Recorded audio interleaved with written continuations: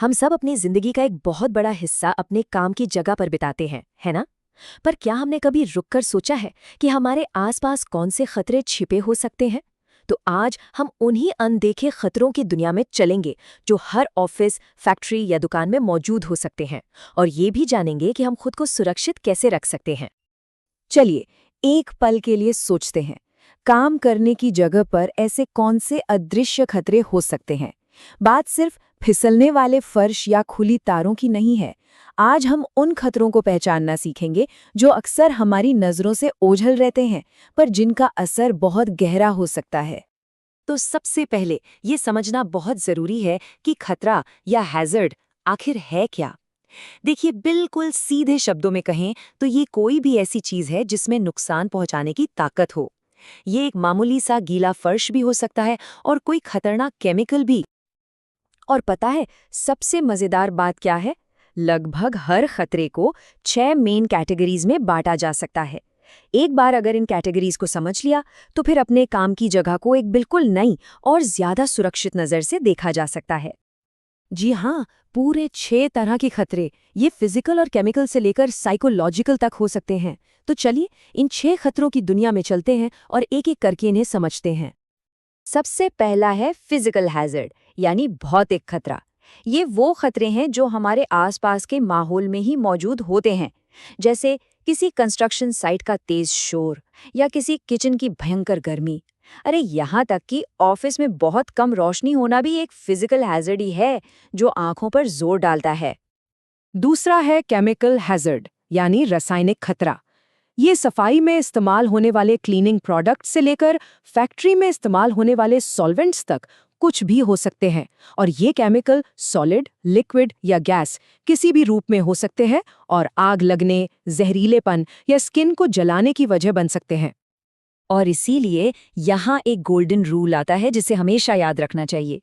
किसी भी केमिकल को इस्तेमाल करने से पहले हमेशा उसकी सेफ्टी डेटा शीट यानी एसडीएस जरूर पढ़ें।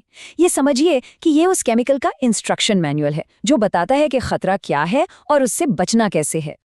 तीसरे नंबर पर आता है बायोलॉजिकल हैजर्ड, यानी जैविक खतरा, जो बैक्टीरिया और वायरस जैसे छोटे छोटे जीवों से आता है। ये हेल्थ केयर या फूड इंडस्ट्री में तो आम है ही, लेकिन ये किसी भी ऑफिस के गंदे वॉशरूम या एयर कंडीशनिंग सिस्टम में भी पनप सकते हैं और बीमारियां फैला सकते हैं। चौथे हैं एर्गोनॉमिक खतरे, और ये वो हैं जो धीरे धीरे साइलेंटली चोट पहुंचाते हैं। ये काम और हमारे शरीर के बीच तालमेल की कमी से पैदा होते हैं, जैसे गलत पोस्चर में घंटों कंप्यूटर पर बैठे रहना या बार बार भारी सामान उठाना। इनका असर फौरन नहीं दिखता, लेकिन समय के साथ ये गंभीर दर्द और चोट की वजह बन सकते हैं। और अब बात करते हैं उन खतरों की जो शायद सबसे ज्यादा अदृश्य हैं, साइकोलॉजिकल हैजर्ड्स। काम का बहुत ज्यादा बोझ, लगातार का स्ट्रेस या एक टॉक्सिक वर्क कल्चर, ये चीजें हमारे दिमागी सुकून पर उतना ही गहरा असर डाल सकती हैं जितनी कोई शारीरिक चोट, जिससे बर्नआउट और डिप्रेशन तक हो सकता है। और आखिर में छठा प्रकार है सेफ्टी या मैकेनिकल हैजर्ड।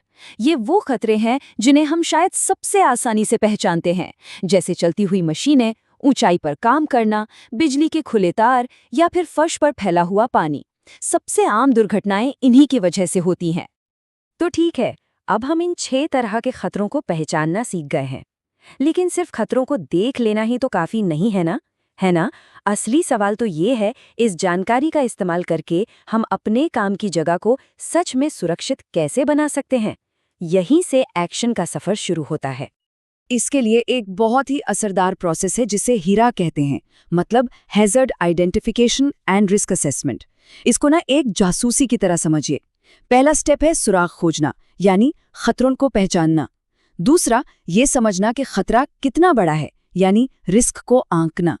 तीसरा, उसे रोकने के लिए जाल बिछाना, यानी कंट्रोल के उपाय लागू करना। और चौथा, ये पक्का करना कि वो भाग ना पाए, मतलब उपायों की लगातार समीक्षा करना। लेकिन किसी खतरे को कंट्रोल करने का सबसे बेस्ट तरीका क्या होता है?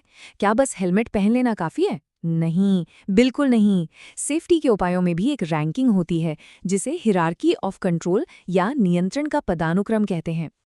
इस पिरामिड को देखिए। सबसे ऊपर और सबसे असरदार तरीका है खतरे को पूरी तरह खत्म ही कर देना, यानी एलिमिनेशन। अगर वो मुमकिन नहीं है तो उसे किसी सुरक्षित चीज से बदल दें, यानी सब्स्टिट्यूशन। इसके बाद आते हैं इंजीनियरिंग कंट्रोल, जैसे मशीन पर गार्ड लगाना, फिर एडमिनिस्ट्रेटिव कंट्रोल, जैसे सेफ्टी ट्रेनिंग देना, और सबसे आखिर में सबसे आखिरी ढाल के तौर पर आता है पीपीई, जैसे ग्लव्स या हेलमेट। और ये बात एकदम साफ है, पर्सनल प्रोटेक्टिव इक्विपमेंट यानी पीपीई हमारी सुरक्षा की आखिरी दीवार है, पहली नहीं। सबसे पहली और सबसे अच्छी स्ट्रैटेजी हमेशा यही होती है कि खतरे को उसकी जड़ से ही उखाड़ दिया जाए। तो इस सारी जानकारी का असली मतलब क्या निकलता है? इसका मतलब ये है कि सेफ्टी सिर्फ किसी मैनेजर या सेफ्टी ऑफिसर की ही जिम्मेदारी नहीं है।